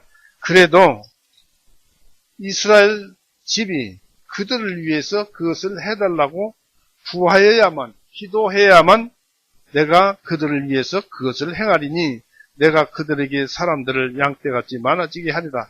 그러니까 우리는 얻고 싶은 것을 마음속으로만 가지지 말고 하나님께 기도를 드리자 그런 얘기입니다. 성령님 안에서 성령님 통해서 그 다 하나님께서 우리 속을 아시니까 잘 해주실 테지 하지만은 물론 해주시기도 하지만은 여기에서 보니까 그래도 기도를 해야 한다는 것입니다. 그래서 기도를 해야 할 것입니다. 우리는 하나님의 뜻대로 되어지는 기도로 구해야 합니다. 로마서 9장 보십시오. 로마서 9장 11절 보세요. 로마서 9장 11절에 이는 그 자녀들이 아직 나지도 아니하고 무슨 선이나 악을 행하지도 아니한 때 택하심에 따라 하나님의 목적이 행위들에 의해서가 아니라 다만 부르신 그분에 의해서 이루어지게 하시려고 그녀에게 말씀하시기를 형이 아우를 섬기리라 하셨으니 했습니다. 그래서 여기에서 이게 목적대로 보니까 무슨 서의 나악을 행하지도 아니한 때 아무것도 이루어지지도 아니한 때에 택하심에 따라 하나님의 목적이 행위들에 의해서가 아니라 다만 부르시는 그분에 의해서 이루어지게 하시려고 그녀에게 말씀하시길 형이 아우를 섬기리라 하셨으니 이렇게 기도하라고 하셨으니까 약속을 하셨으니까 그대로 하나님께 기도를 하는 것입니다. 그러면 이루어 주신다는 것입니다. 꼭 어떤 것을 이루어 달라고 해서 그것이 이루어지는 것이 아니고 하나님의 뜻에 맞게 또 성령님과 함께 기도를 해야 한다는 것이죠. 이 그리스도 안에 있는 자들의 유익을 위한 모든 섭리의 일치가 28절에 기록되어 있습니다. 이게 참말로 하나님께서 우리를 얼마나 사랑하시는가를 알려주는 대목이 28절입니다. 28절 한번 읽어보십시오. 로마서 8장 28절 우리가 알거니와 하나님을 사랑하는 자들 곧 그분의 목적대로 부르심을 받은 자들에게는 모든 것이 협력하여 선을 이루느니라 그랬습니다. 성령님께서 대언의 기도를 해주시지만 그리스도인들의 고통은 계속되고 있습니다. 우리가 기도 계속하지만 고통이 계속되잖아요. 이것은 당연한 말이요 사실입니다. 그러나 그리스도인들 처지가 어떠하든 모든 것이 협력하여서 유익을 가져오고 있습니다.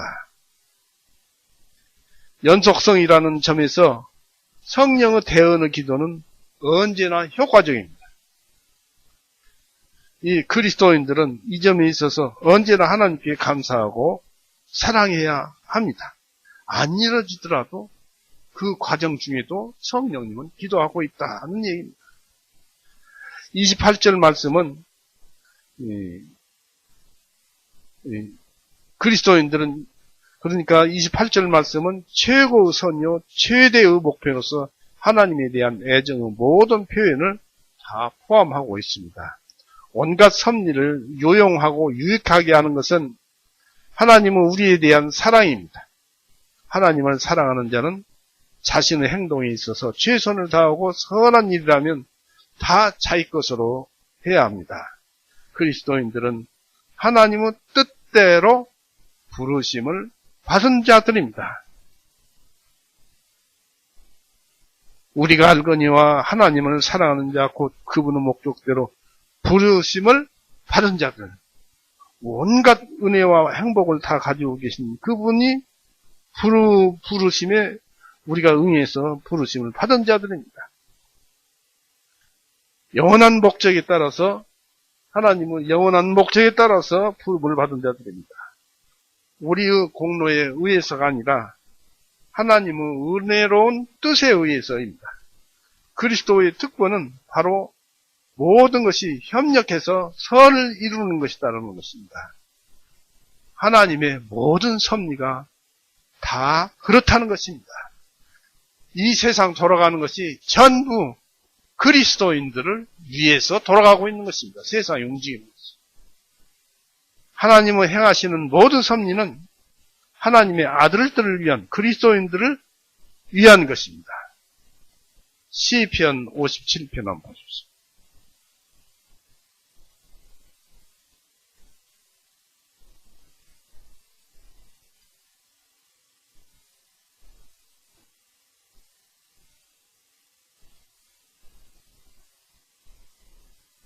시편 57편 1절 2절 오 하나님이시여 나에게 긍휼을 베푸시옵소서 나에게 긍휼을 베푸시옵소서 내 혼이 주님을 신뢰하나이다.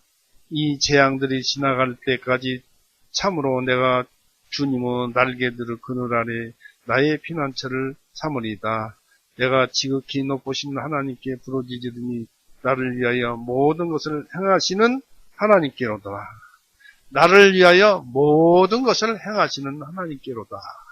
아무리 어려움이 오더라도 하나님께서는 우리를 위해서 모든 것을 행하신다 그런 얘기죠. 그래서 그리스도인들의 죄는 하나님의 일하심이 아니었습니다.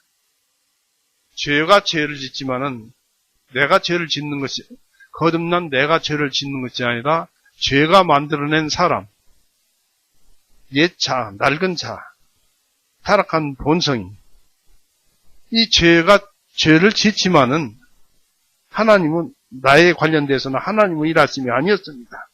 비록 죄를 허용했지만은 그것은 그리스도인들에게 유익하게 작용을 하였습니다. 이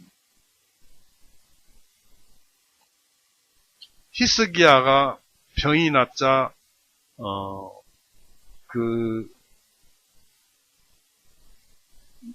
어느 나라입니까? 역대하 32장 보십시오.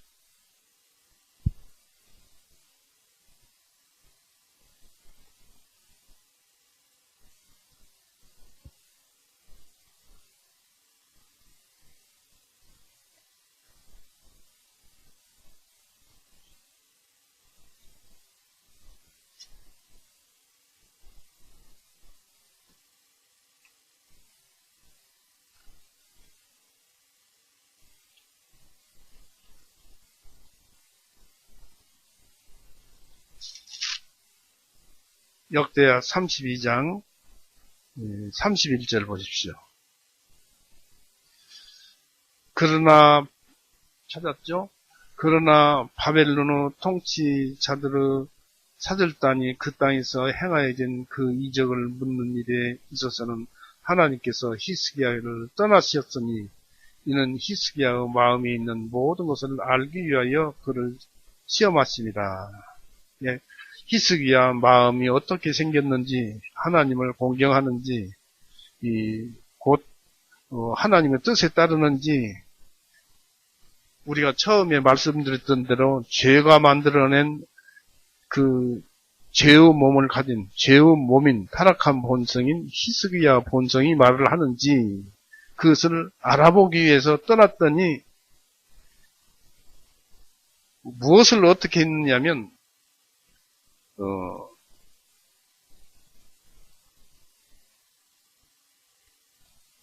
그 27절에 보니까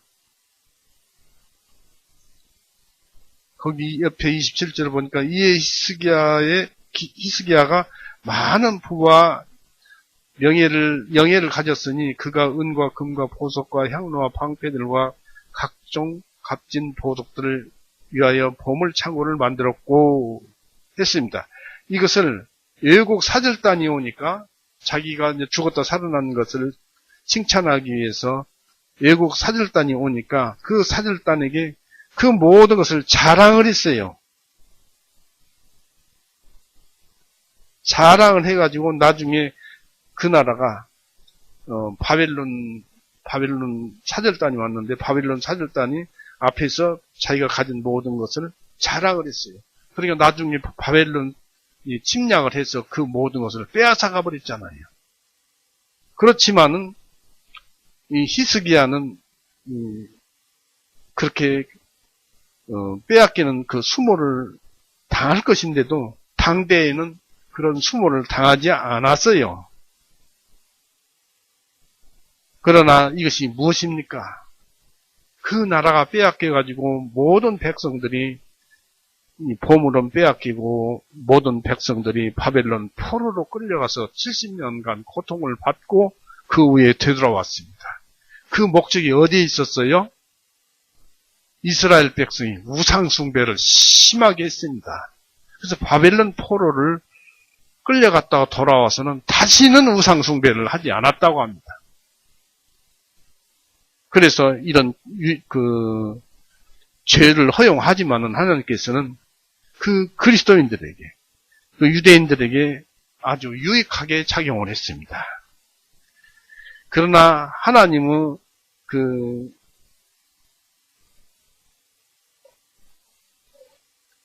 일하심인 그 모든 섭리는 자비로운 섭리나 괴롭게 하고 압박하는 섭리나 개인적이거나 대중적이거나 모두 우리들의 것입니다. 그러니까 세상에 움직이는 것은 전부 우리들 것입니다. 곧 지구상에 일어나는 섭리가 모두, 우주상에 일어나는 섭리가 모두 우리들에 관한 것들입니다. 이런 섭리가 전부 우리의 선을 위한 것입니다. 곧 이런 섭리의 각각의 특별한 성격 때문이 아니라 이 섭리들 속에서 그 섭리와 함께 그리고 그 섭리에 의해서 일하시는 하나님의 능력과 은혜에 의해서 되어지는 것입니다. 그러니까 하나님의 능력과 은혜에 의해서 모든 섭리의 순서도 다르게 시간도 다르게 우리 그리스도인들에게 적용을 해서 우리에게 선을 이룬다는 것입니다. 얼마나 은혜스럽습니까? 거듭나면은 하나님이 이렇게 보호하십니다. 사나 죽으나 우리가 주의 것입니다. 하나님 것입니다. 그래서 본문에서 선을 이루다 해서 이루다라는 말은 동사로서 섭리와 이에 따르는 모든 목적의 조화를 암시합니다. 모든 섭리는 한 분의 능력과 은혜에 의해서 움직입니다. 이 세상 만물이 하나님 한 분의 뜻에 의해서 돌아가고 있습니다. 그것을 에스겔서에 보면 잘 나타나 있죠. 에스겔서 10장 한번 보십시오.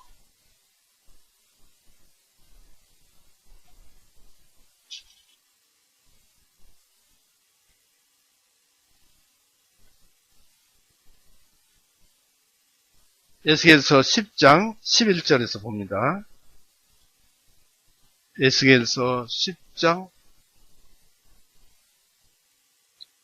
11절에서 그때 그들이 갈 때면 그들의 사면으로 가고 그들이 갈 때면 돌이키지 아니하고 그 머리가 보는 곳으로 따라가니 그들이 갈 때 돌이키지 아니하더라. 그들의 온 몸과 등과 손과 날개들과 바퀴들은 이건 섭리를 가리키는데 천사들을 부려서 일하는 섭리들을 가리키고 있는데 날개들과 바퀴들은 곧 그들 넷에 속한 바퀴들은 온통 사면의 눈들로 가득 찼더라. 이 천사들을 사면의 눈들은 천사들을 가리킵니다. 눈들로 가득 찼더라. 그러니까 하나님의 일하심을 나타내고 있습니다. 13절에 그 바퀴들이 말하자면 내가 듣기에 바퀴에게 외쳐 부르기를 오 바퀴야 하더라. 그러니까 모두가 오 바퀴야 하는 그분을 향해서 바라보고 그분이 앞으로 가면 앞으로 가고 뒤로 가면 뒤로 가는 것입니다.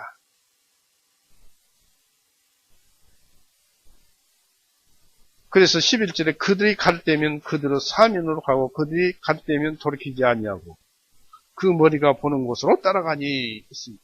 그러니까 하나님의 능력과 은혜에 의해서 변치 않은 능력에 의해서 은혜에 의해서 그대로 되어지는 것입니다. 그러나 한 분 하나님으로 인해서 섭리가 이루어지고 온 우주가 움직이고 이 땅이 움직이고 우리나라가 움직이고 우리 가정이 움직이고 나도 움직이고 그래서 나의 선을 이루는 것입니다. 그래서 하나님은 은혜의 능력을 볼 수 있습니다. 그래서 우리는 알고 있습니다. 하나님의 말씀과 우리 자신의 체험 그리고 모든 성도들의 체험에 비춰보면 선한 섭리에 대한 그 체험을 경험하여 알고 있을 것입니다. 이상하게도 악을 행하지 못하게 하고 선을 행하게 한다든지 악을 행해서도 지켜주신다든지 이렇습니다. 그러면서 회개해야 한다든지 그래서 우리는 하나님의 은혜로 죄로부터 구원받은 것을 감사하고 감사해야 할 것입니다. 모든 것을 하나님께 맡깁시다. 하나님께서 다 해주시니까요. 기도하고 맡깁시다. 그리고 처음에 말씀드렸던 대로 타락한 본성, 옛 자, 옛사람, 나, 죄가 만든 나. 내가 행한다면 죄가 행하는 것이고 옛날의 나 타락한 본성, 죄가 만들어 놓은 내가 움직였더라는 이런 얘기입니다. 그것을 깊이 생각하시고 믿음으로 거듭났으면은 이제는 성령님을 따라서 사는 우리 교회의 성도들이 됩시다요. 오늘은 이렇게 해서 마치겠습니다. 같이 기도하시겠습니다. 사랑이 많으신 하나님 아버지, 오늘도 은혜 가운데서 주님의 말씀을 우리에게 들려주셨습니다. 우리가 이런 말씀을 했지만 이런 말씀 속에서도 우리의 그 마음이 주님의 깊은 마음을 다 깨닫지 못한 줄 압니다. 깊고 깊은 말씀을 누가 다 알겠습니까? 그렇지만 오늘 가르쳐 주신 말씀대로 우리의 삶이 변화를 받고 한 걸음 한 걸음 하나님을 향해 우리를 구원해 주신 구주 예수님을 닮아가는 그런 삶이 되어가도록 하여 주시옵고, 또 항상 그 삶에 의해서 우리 주변의 모든 사람들에게도 알려주고 우리의 삶이 행복을 누리도록 주님 사랑하고 지켜주시옵소서. 또 부하 없기는 우리 교회 성도들 그 모든 가족들과 또 그 친족들과 그 아는 모든 지인들, 알게 모르게 도와주시는 또 그런 분들 주님께서 지켜주시고 보호하여 주시옵소서. 모든 세상은 주님의 뜻으로 움직이고 있사오니 그것 또한 선으로 되어진다고 하였사오니 우리는 세상을 살 때 불평이나 불만을 하지 말고 오직 주님의 말씀대로 안 되는 것, 우리가 불편한 것, 모르는 것, 알지 못하는 것은 주님께 구하고 사는, 기도하여 구하고 사는 우리가 되도록 인도하여 주옵소서. 모든 것을 주님께 의지하며 우리를 죄에서 영원히 구원해 주신 우리 구세주 예수 그리스도의 이름으로 아버지께 기도 올렸사옵나이다. 아멘.